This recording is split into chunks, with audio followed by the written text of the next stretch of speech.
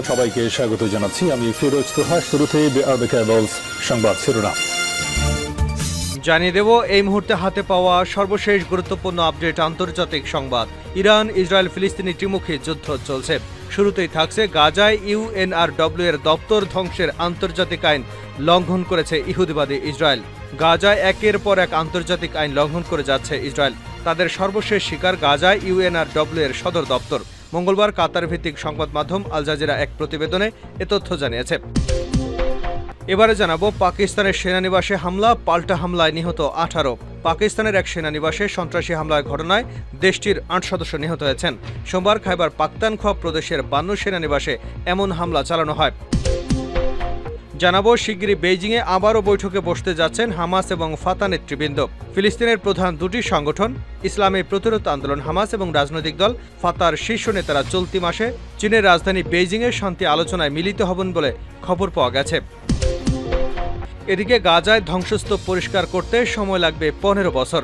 টানা 9 মাসেরও বেশি সময় ধরে ফিলিস্তিনের গাজা ভূখণ্ডে অবিরাম হামলা চালিয়ে যাচ্ছে ইসরায়েল। এ হামলায় এখন পর্যন্ত নিহত হয়েছেন 38,000-এরও বেশি ফিলিস্তিনি। নিরলস এই আগ্রাসনে গাজা ভূখণ্ডে পরিণত হয়েছে ধ্বংসস্তূপে। পরিস্থিতি এতটাই ভয়াবহ যে গাজায় যে মাত্রায় ধ্বংসযজ্ঞ চলেছে তাতে ধ্বংসস্তূপ পরিষ্কার করতে সময় লাগতে পারে 15 বছর। এমনটাই জানিয়েছে ফিলিস্তিনে নিযুক্ত জাতিসংঘের শরণার্থী বিষয়ক সংস্থা ইউএনআরডব্লিউ। এবং সর্বশেষ জানাবো ইরানের বিরুদ্ধে ইসরায়েলের হুমকি আত্মহত্যার শামিল। ইহুদিবাদী নেতাদের অবস্থা নৎসিবাদীর চেয়েও খারাপ। মিশরের একজন বিশিষ্ট লেখক এবং রাজনৈতিক বিশ্লেষক হাসান বাদি বলেছেন, ইরানের বিরুদ্ধে ইহুদিবাদের হুমকির অর্থ হল ইহুদিবাদী কর্মকর্তারা আত্মহত্যার কথা ভেবেছে এবং অনুভব করছে যে তারা তাদের পতনের কাছাকাছি রয়েছে। এতক্ষণ শিরোনাম শুনছিলেন, এবার বিস্তারিত। প্রিয় দর্শক, আপনি যদি এই চ্যানেলে নতুন হয়ে থাকেন, ভিডিওটি দেখতে দেখতে চ্যানেলটি সাবস্ক্রাইব করে আমাদের সঙ্গেই থাকুন। আর এই ভিডিও সম্পর্কে আপনি আপনার মূল্যবান মতামতটি কমেন্ট বক্সে জানিয়ে দিন। আর হ্যাঁ প্রিয় দর্শক, জানিয়ে দিন ভিডিওটি কোথা থেকে দেখছেন। গাজায় ইউএনআরডব্লিউ এর দপ্তর ধ্বংসে আন্তর্জাতিক আইন লঙ্ঘন করেছে ইসরায়েল। গাজায় একের পর এক আন্তর্জাতিক আইন লঙ্ঘন করছে ইহুদিবাদী ইসরায়েল। তাদের সর্বশেষ শিকার হল ইউএনআরডব্লিউ এর সদর দপ্তর। মঙ্গলবার কাতার ভিত্তিক সংবাদ মাধ্যম আল জাজিরা এক প্রতিবেদনে এ তথ্য জানিয়েছে। প্রতিবেদনে বলা হয়েছে, গাজায় জাতিসংঘের ত্রাণ এবং কর্মসংস্থার বাহ্যিক সম্পর্কের প্রধান তামার আল রিফাই বলেছেন, গাজায় ইউএনআরডব্লিউ এর সদর দপ্তর ধ্বংস করে দিয়েছে ইহুদিবাদী ইসরায়েল। তিনি আরও বলেন, গাজায় গত সপ্তাহের হামলাগুলো এখন পর্যন্ত সবচেয়ে রক্তক্ষয়ী ছিল। আল রিফা আল জাজিরাকে বলেছেন, ইউএনআরডব্লিউ এর সদর দপ্তর থেকে যে চিত্রগুলো আসছে তা সত্যি খুবই মর্মান্তিক। আল রিফাই বলেছেন, গত সপ্তাহে এই দপ্তরে আশ্রয় নেওয়া 190 জনেরও বেশি মানুষ ইসরায়েলি হামলায় নিহত হয়েছে। এদিকে ইসরায়েলি হামলায় গাজায় নিহতের সংখ্যা বেড়েই চলেছে। গত 24 ঘন্টায় 5 শিশুসহ অন্তত 11 জন ফিলিস্তিনি নিহত হয়েছেন। গাজার স্বাস্থ্য মন্ত্রণালয় বলছে, গাজায় ইসরায়েলি হামলায় এ পর্যন্ত কমপক্ষে 38,664 জন নিহত হয়েছেন। এক বিবৃতিতে বলা হয়েছে, হামাস ইসরায়েলে হামলা চালানোর পর যুদ্ধ শুরুর পর থেকে গাজা উপত্যকায় মোট 88,097 জন আহত হয়েছেন। পাকিস্তানের সেনানিবাসে হামলা, পাল্টা হামলায় নিহত 18। পাকিস্তানের এক সেনানিবাসে সন্ত্রাসী হামলার ঘটনায় দেশটির সেনাবাহিনীর 8 সদস্য নিহত হয়েছে। সোমবার খাইবার পাখতুনখোয়া প্রদেশের 52 সেনানিবাসে লক্ষ্য করে এমন হামলা চালানো হয়েছে। পাকিস্তানের আন্তঃবাহিনী গণসংযোগ অধিদপ্তর জানিয়েছে, এই হামলার পর পাল্টা অভিযানে 10 জন সন্ত্রাসী নিহত হয়েছে। পাকিস্তানের সামরিক বাহিনীর মিডিয়া উইংয়ের এক প্রেস বিজ্ঞপ্তিতে বলা হয়েছে, সোমবার ভোররাতে 52 সেনানিবাসে 10 জন সন্ত্রাসী অনুপ্রবেশের চেষ্টা করলে নিরাপত্তা বাহিনীর সদস্যরা তাতে বাধা দেয়। এ সময় সন্ত্রাসীরা একটি বিস্ফোরক বোঝাই গাড়ি সেনানিবাসের দেওয়ালে ধাক্কা দিলে বিস্ফোরণে হতাহতের ঘটনা ঘটে। বিবৃতিতে বলা হয়েছে, আত্মঘাতী বিস্ফোরণের ফলে প্রাচীরের একটি অংশ ধসে পড়ে গেছে এবং পার্শ্ববর্তী অবকাঠামো ক্ষতিগ্রস্ত হয়েছে, যার ফলে 8 সৈন্য নিহত হন। শিগগিরই বেইজিংয়ে আবারও বৈঠকে বসতে যাচ্ছে হামাস ও ফাতা নেতৃবৃন্দ।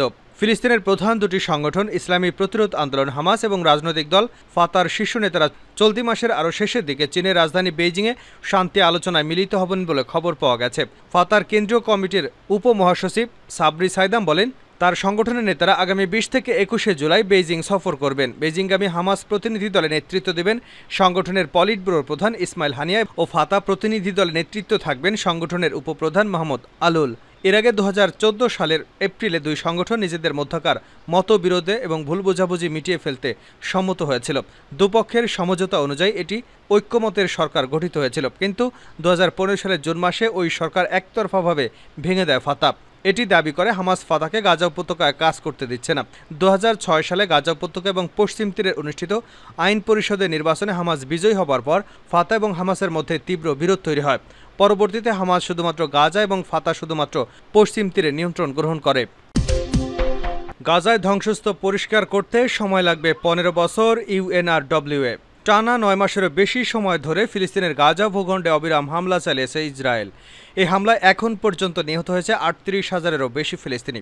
নিরলস এই আগ্রাসনে গাজা ভূখণ্ডে পরিণত হয়েছে ধ্বংসস্তূপে। পরিস্থিতি এতটাই ভয়াবহ যে গাজায় যে মাত্রায় ধ্বংসযজ্ঞ চলেছে তাতে ধ্বংসস্তূপ পরিষ্কার করতে সময় লাগতে পারে 15 বছর, এমনটি জানিয়েছে ফিলিস্তিনে নিযুক্ত জাতিসংঘের শরণার্থী বিষয়ক সংস্থা ইউএনআরডব্লিউএ। মঙ্গলবার এক প্রতিবেদনে এ তথ্য জানিয়েছে সংবাদ মাধ্যম আল জাজিরা। প্রতিবেদনে বলা হয়েছে, ইসরায়েলের আগ্রাসনের কারণে গাজা উপত্যকায় সৃষ্ট ধ্বংসস্তূপ পরিষ্কার করতে 15 বছর সময় লাগবে বলে United Nations Relief and Works Agency for Palestine Refugees জানিয়েছে। জাতিসংঘের পরিবেশ কর্মসূচির একটি মূল্যায়নের বরাদ দিয়ে সোমবার সংস্থাটি বলেছে, অবরুদ্ধ এই উপত্যকাটির পরিচ্ছন্নতার জন্য 40 মিলিয়ন টন ধ্বংসস্তূপ অপসারণের প্রয়োজন হবে। ইউএনআরডব্লিউ বলেছে, বিভিন্ন অবকাঠামোর এসব ধ্বংসবিশেষ ধ্বংসস্তূপ গাজা উপত্যকার মানুষের জন্য মারাত্মক হুমকির সৃষ্টি করেছে, কারণ এতে অবিস্ফোরিত বহু বোমা এবং ক্ষতিকারক বিভিন্ন পদার্থ থাকতে পারে। সংস্থাটি বলছে, ধ্বংসস্তূপ অপসারণের জন্য 100টিরও বেশি ট্রাকের প্রয়োজন হবে এবং 500 মিলিয়ন মার্কিন ডলারের বেশি খরচ হবে। অন্যদিকে ইউএনইপি বলছে, গাজায় কিছু ধ্বংসবিশেষ অ্যাসবেস্টস দ্বারা দূষিত বিষাক্ত এই খনিজ ক্যান্সার সহ ফুসফুসে রোগ সৃষ্টি করে। সংস্থাটি আরও বলেছে, গাজার ভবনগুলো ধ্বংসাবশেষের নিচে বিপুল সংখ্যক মানুষের দেহাবশেষ চাপা পড়ে আছে। এর আগে গাজায় 2014 সালে ইসরায়েল হামাস যুদ্ধের পর ভূখণ্ডটি থেকে প্রায় 24 লাখ টন ধ্বংসাবশেষ সরানো হয়েছিল। ইউএনইপি মনে করছে, এবার গাজা উপত্যকায় সৃষ্ট ধ্বংসাবশেষের পরিমাণ 2008 সাল থেকে গাজার অন্যান্য সংঘাতের জেরে উৎপন্ন সমস্ত ধ্বংসাবশেষের সম্মিলিত যোগফলের চেয়ে 13 গুণ বেশি। টানা 9 মাসেরও বেশি সময় ধরে চলা ইসরায়েলের নিরলস আগ্রাসনের খাদ্য, বিশুদ্ধ পানি এবং ঔষধের সংকট সহ গাজা ভূখণ্ডের বিস্তীর্ণ অংশ ধ্বংসস্তূপে পরিণত হয়ে গেছে। গত মাসে সামরিক কর্মকর্তাদের উদ্ধৃতি দিয়ে ইসরায়েলের আর্মি রেডিও বলেছিল, গত বছরের 7 অক্টোবর থেকে ইসরায়েলি যুদ্ধবিমান গাজায় প্রায় 50,000 বোমা ফেলেছে। এর মধ্যে 2000 থেকে 3000 বোমা বিস্ফোরিত হয়নি। এছাড়া গত মে মাসে ইউএন ডেভেলপমেন্ট প্রোগ্রাম জানিয়েছিল, গাজায় বাড়িঘর পুনর্নির্মাণে 2040 সাল নাগাদ পর্যন্ত সময় লাগতে পারে। ইহুদিবাদী নেতাদের অবস্থা নৎসীদের চেয়েও খারাপ। ইরানের বিরুদ্ধে ইসরায়েলের হুমকি আত্মহত্যার শামিল। ইহুদিবাদী নেতাদের অবস্থা নৎসীদের চেয়েও খারাপ। মিশরের একজন বিশিষ্ট লেখক এবং রাজনীতিবিদ বিশ্লেষক হাসান বাদি লিখেছেন, ইরানের বিরুদ্ধে ইহুদিবাদের হুমকির অর্থ হলো ইহুদিবাদী কর্মকর্তারা আত্মহত্যার কথা ভেবেছেন এবং অনুভব করছে যে তারা তাদের পতনের কাছাকাছি রয়েছে। ইরানের বিরুদ্ধে ইহুদিবাদী শাসক গোষ্ঠীর হুমকির সঠিক বিশ্লেষণ অত্যন্ত গুরুত্বপূর্ণ একটি বিষয়। পার্সটুডের মতে এই বিষয়ে হাসান বাদি ইসরায়েলের সাবেক যুদ্ধমন্ত্রী এবিগডো লিবারম্যানের মন্তব্যের প্রতিক্রিয়া জানিয়েছেন। তিনি বলেছেন, ইহুদিবাদী ইসরায়েলের সাবেক যুদ্ধমন্ত্রী ইরানের বিরুদ্ধে যে প্রতিক্রিয়া দেখিয়েছেন তা থেকে মনে হয় ইহুদিবাদীরা গভীর সংকটে রয়েছেন এবং আমেরিকা সহ ন্যাটোর সমর্থন সত্ত্বেও তারা পতনের দ্বারপ্রান্তে পৌঁছে গেছে। লিবারম্যান সম্প্রতি ইরানের উপর পারমাণবিক হামলার হুমকি দিয়েছে। তিনি আরও বলেন, ওই ক্ষেপণাস্ত্র হামলায় ইহুদিবাদী শত্রু 2টি বিমান ঘাঁটি ধ্বংস হয়ে যাওয়ার ঘটনায় তেল আবিবকে একটি কঠিন শিক্ষা দেওয়া হয়েছে। ঘটনাটি হলো ইরান কিংবা প্রতিরোধ শক্তির আগুন নিয়ে খেলা করা না। ইহুদিবাদী ইসরায়েল এমন সময় ইরানকে হুমকি দিচ্ছে যখন ওই সরকারের মিডিয়াগুলোই ইসরায়েলি বাহিনীতে জনবলের অভাব এবং তাদের সেনাদের মনোমানসিকতার সমস্যার কথা স্বীকার করেছে। ইহুদিবাদী মিডিয়াগুলোই ইসরায়েলি সেনাবাহিনীর বিখ্যাত গোলানি ব্রিগেডের একজন সেনার উদ্ধৃতি দিয়ে জানিয়েছে, তাদের সেনারা ফলাফলশূন্য গাজা উপত্যকা এবং লেবাননের হিজবুল্লাহর সাথে উত্তর ফ্রন্টে অনিয়মিত যুদ্ধে ক্লান্ত হয়ে পড়েছে। তারা লেবাননের সাথে যুদ্ধ করতে প্রস্তুত নয়। যুদ্ধ চলতে থাকলে সামরিক বাহিনীতে প্রচণ্ড মানসিক বিপর্যয়ের আশঙ্কা রয়েছে। এর আগে সংবাদ মাধ্যমগুলো জানিয়েছিল, ইহুদিবাদী শাসক গোষ্ঠী সেনা সংগ্রহের জন্য ফেসবুক সহ সোশ্যাল মিডিয়ায় বিজ্ঞাপন দিতে শুরু করেছে। কারণ হলো, গাজা যুদ্ধে উপস্থিত অনেক সেনাই যুদ্ধ প্রক্রিয়া চালিয়ে যেতে অপারগতা প্রকাশ করেছে। এমনকি সেনাবাহিনীতে যোগদানের যোগ্য বহু ইহুদিবাদী যুদ্ধে যাবার ভয়ে পালিয়ে যাচ্ছে। এরকম হুমকি থাকা সত্ত্বেও ইহুদিবাদী শাসক গোষ্ঠী গণহত্যা চালিয়ে যাচ্ছে এবং গাজায় প্রতিরোধ শক্তির কমান্ডারদের হত্যার চেষ্টা চালিয়ে যেতে নতুন নতুন অপরাধ করেই যাচ্ছে। আঞ্চলিক কৌশলগত বিষয়ের বিশ্লেষক আব্দুল বারি আদওয়ান দৈনিক রাই আল ইয়ম পত্রিকার নিউজ ওয়েবসাইটে একটি নিবন্ধ লিখেছেন। ওই নিবন্ধে তিনি বলেছেন, গাজা উপত্যকায় 9 মাস ধরে পাশবিকতাপূর্ণ গণহত্যা এবং জাতিগত নির্মূল অভিযান চালানো হয়েছে।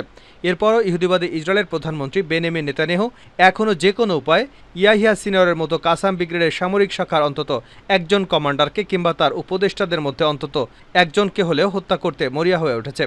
কিন্তু তার এই প্রচেষ্টা ব্যর্থ হয়েছে এবং নেতানিয়াহুর কপালে আরও লজ্জাজনক পরাজয় অপেক্ষা করছে।